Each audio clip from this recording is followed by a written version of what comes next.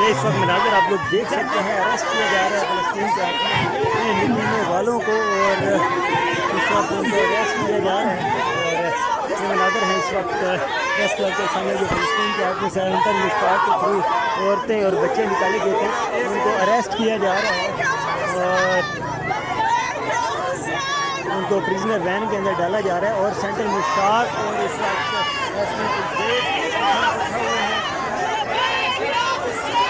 गिरफ्तार कर लिया गया है। हम आपको दिखाते चले सेनेटर मुश्ताक अहमद गिरफ्तार हो चुके हैं। यहाँ पे लोगों को गिरफ्तार कर लिया है। सेनेटर मुश्ताक और उनके साथ लोगों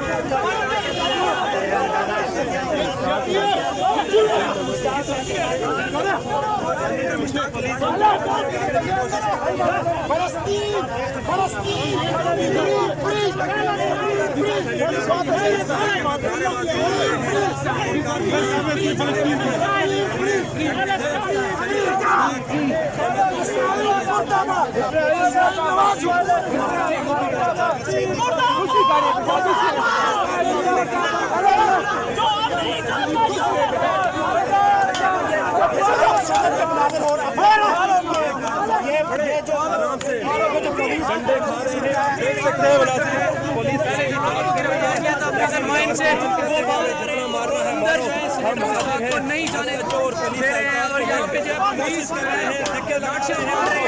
करने के लिए, लेकिन वो बंदा जो है रोक रहा है इनको। बेदर्दी से उनके सर में बाजू पट्टी मारी जा रही है और